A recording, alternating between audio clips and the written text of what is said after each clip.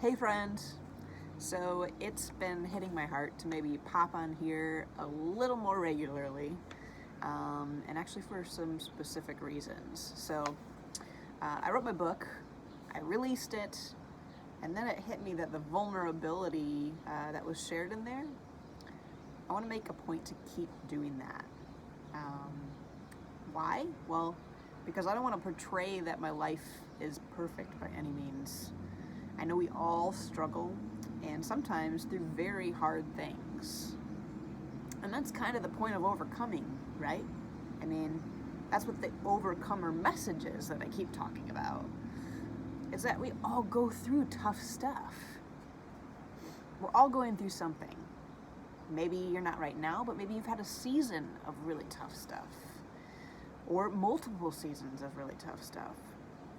So, long story short, I'm going to make a point to hop on here a little more regularly and share what I'm going through. And actually, that's how I wrote my book. That's how I journal. It hit me the other day that as I was journaling stuff that was happening to me right now for my next book, spoiler, that this is the stuff that I want to be sharing with you. This is the stuff that really matters. It's the stuff that I'm passionate about and the stuff that I think about all the time. It's whatever I'm processing through, whatever he's trying to show me. So why not be doing it face to face with you more regularly instead of making you wait for book 2? Because I know you're going through stuff right now. So that's why I'm on today. So if you see a video from me over the next few months, I'm going to be sharing with you how I wrote my book and how I journal. And really, it's pretty simple. My book happened because every day what I write down is what I'm looking for in that day, if I'm being honest. I'm looking for two main things every single day. And to me, that's the gold of every single day of my life.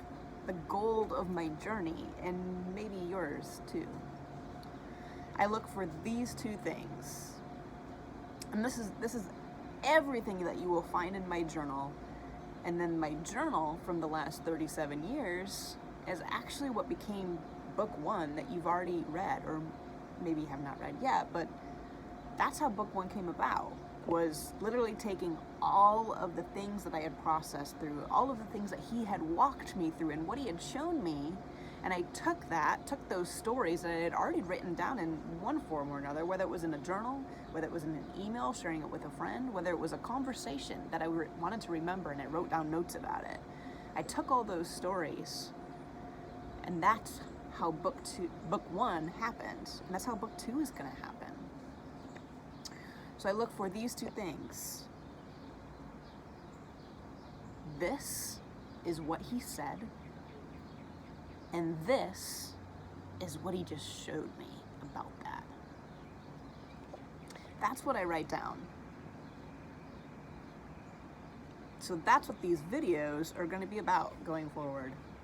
Sharing with you something that he just said, or recently said, maybe in the last few days, maybe in the last week, the last month, and what he showed me about that. So with that said, this is what he was showing me last week. And in case you haven't noticed, I'm reading through some notes because I didn't want this to be a 5-hour video.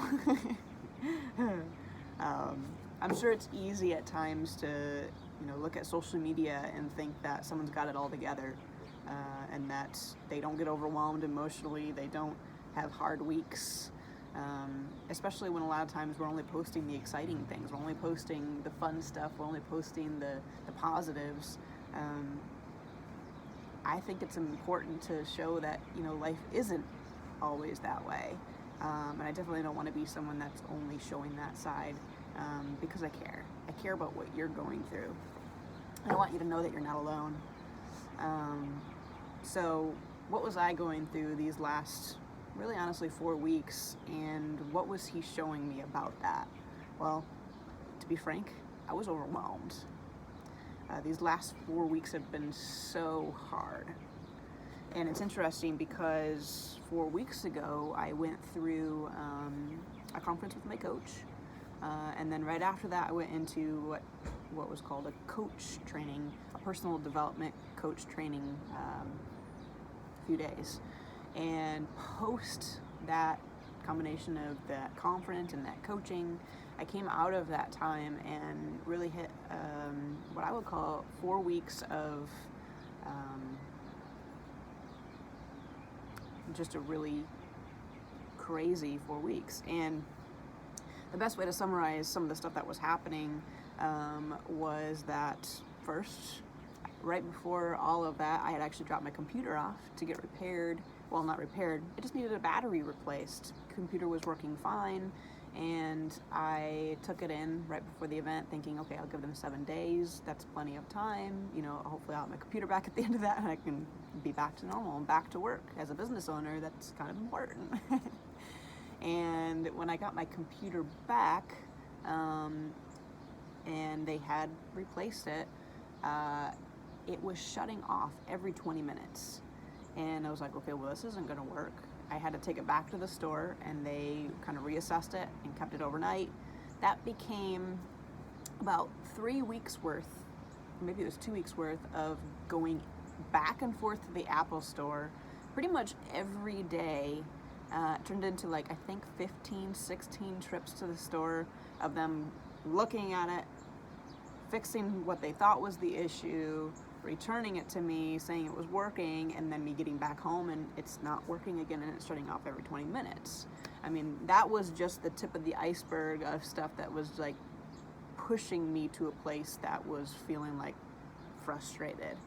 And then I added on in those weeks issues with my business and that things that were out of the norm and wasn't a pattern or of anything that had been happening in the last 15 years of owning a business. 2007, that might be the wrong math, maybe that's part of the problem. I'm just kidding. But that was the next thing. And then I went through having multiple opportunities drop into my lap for gigs in the industry, and every single one of them fell through.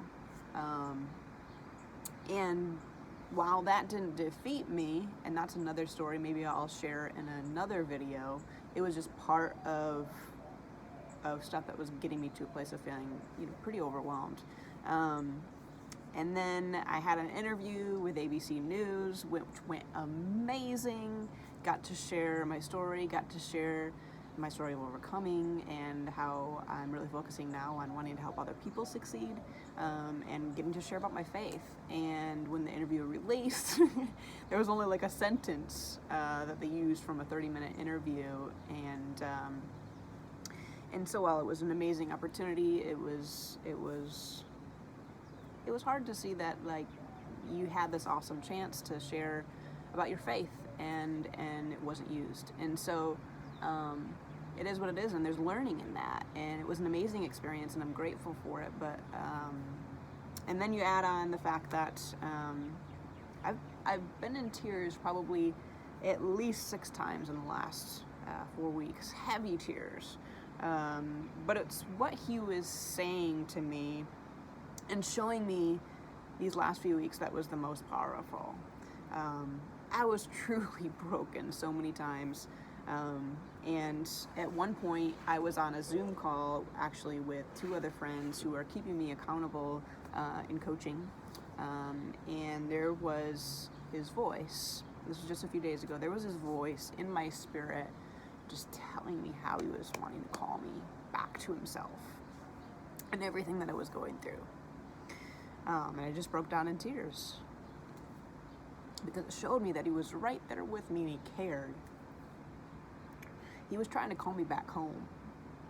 He was calling me to remember who I was, how he felt about me, and what he had already done. See, I think we get so hard on ourselves sometimes, especially when we're going through crap. And I was going through crap. We are our own biggest enemy. We get so stuck in our heads. We beat ourselves up. And I had been doing that. You ever beat yourself up? You ever get so stuck in here that it affects your emotions, it affects the way you're thinking, it affects your day? It can defeat you. It can be depressing. It can be overwhelming. So have you ever been in a place like that? I know I have. Sometimes I get to a place and I don't even realize it until it starts happening, where I start saying to myself, what the heck is wrong with you, Jen? Why do you keep doing this? Why do you keep making these decisions that are not good for you? What is wrong with you? I've been there. That's where I was. And it's interesting because that led me to another conversation in that call with those friends, where I was saying how interesting it is that, you know, we go through things in life that hurt us. We have experiences where somebody's hurt us, or something happens and we realize, yeah, I need to forgive that person. I need to make this right. I mean, I think at the end of the day, we all desire restoration. We all desire to be in good standing with people. For the most part, people aren't outright malicious. They don't want to hurt each other. And sometimes just stuff happens, or things get misread or misunderstood. But at the end of the day, I honestly think that it is easier to forgive, or even to think about forgiving somebody else, because at the end of the day, we actually care about them, and we believe that they do care about us, even if we're hurt. But I think that the hardest person to forgive a lot of times is ourself. Sometimes we don't even think about it or realize that we even need to. We don't even see that we're beating ourselves up for something. That we're saying to ourselves, it's not okay what you did, Jen. It's not okay what you chose to do. It's not okay what you said. It's not okay what you're doing. Isn't that crazy? It's like an onion. Like, you know how there's like layers to an onion? I think that the outer layers are like what we can see, the stuff that is readily before us, of like, okay, yeah, I need to forgive this person. Yeah, they hurt me, but at the end of the day, I know they didn't mean to do it. I'm going to forgive them. So you're peeling off these outer layers of forgiveness, but it's those inner layers that have to do with forgiving yourself that sometimes we can't even see. And they're so hard to get to even realize that it's in there. And what's crazy about that to me is that we can't even get to those inner layers sometimes without forgiving other people first. And all the while that we're sitting there beating ourselves up, not forgiving ourselves for whatever happened or whatever you're doing, all the while, the creator of the universe, of the heaven and the earth, is sitting up there saying, what the heck are you doing? Why are you beating yourself up? That's not how I feel about you. Don't you know how much I freaking love you? I created every single part of who you are on purpose. It's absolutely breathtaking. It's beautiful. Why are you getting stuck there? I love you. I love you so much. I sent my son to die for you. That's how much I love you. That's how much I've already forgiven you. And that's what I want you to see. Isn't that crazy? We sit there beating ourselves up for something all day long, sometimes all week long, sometimes longer. And he's sitting there saying, I've already forgiven you. If I'm not beating you up, if I'm not sitting here judging you and telling you how awful of a person you are, why are you doing it? Come back home. Come to me. Let me show you how I feel about you. Let me show you how much I love you. So that's what he was showing me this last week. He was trying to show me, hey, Jen, hey, come back here. Come back here. Come back here with me. Let me show you how I feel about you. Let me show you and remind you who you are and what I've already done. Let's put that in the past together and let's move forward.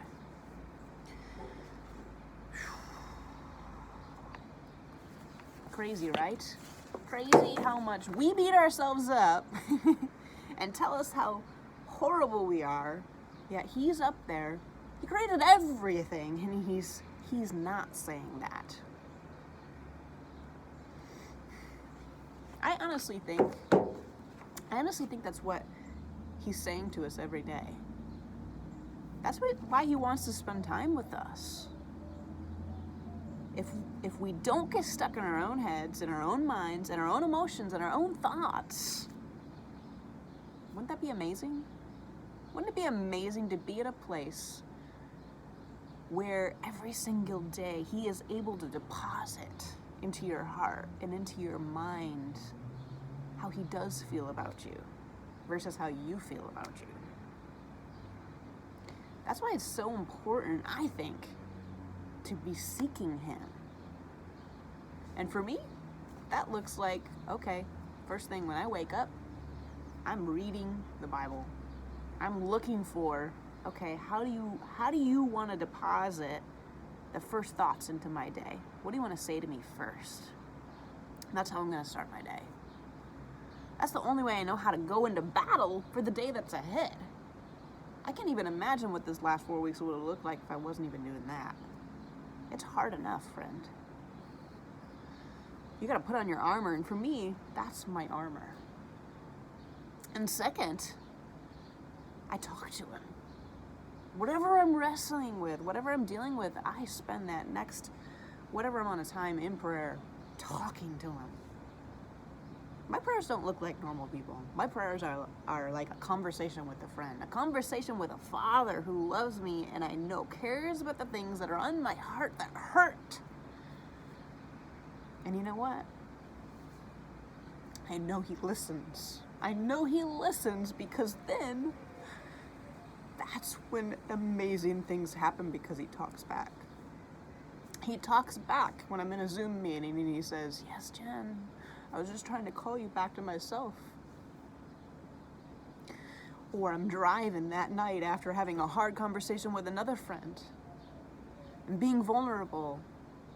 And on the radio, and I'm driving home and a song plays and it says, everything is going to be okay. It was the exact thing that I needed to hear. Only he knew that. And I'm one of those people that I don't just like look for a radio station and like know ahead of time, like I'm gonna play this song because I like this kind of music. No, I'm one of those weird people that you turn on the radio and I'm pressing scan like every 2 minutes. So for it to not only land on that song and stay there enough for me to hear those lyrics right when I needed them, to me that wasn't an accident. He knew what my hurting heart needed to hear. And then that next morning, I'm driving out to a meeting with a nonprofit that I really care about, and another song plays as I'm processing through heavy things this week. Another song plays, and it says, he is with you in the morning, in the afternoon, in the evening. He is with you wherever you go. And I cried again. And you know, I cried because, to me, I was looking for him. I was looking for, what do you want to say to me? What are you saying to me? And what are you trying to show me? Isn't that beautiful? That not only was he saying he was calling me back to himself as I was hurting and beating myself up, but then he was showing me that he was with me amidst it. Crazy, right? So what is he saying to you? And what is he trying to show you? Be looking for that. That's how book one happened for me. And really, that's how life, like, really matters for me. Is what are you trying to tell me every single day? That's what I'm looking for. I want to hear him. I want to hear him like he's right here. Because I need him.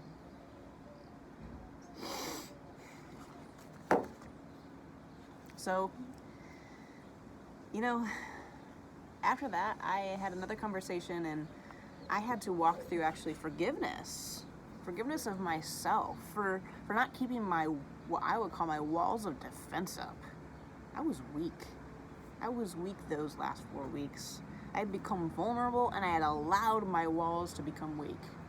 And thanks to another conversation with another friend who is speaking life into me, she said, Jen, you have to keep your walls strong.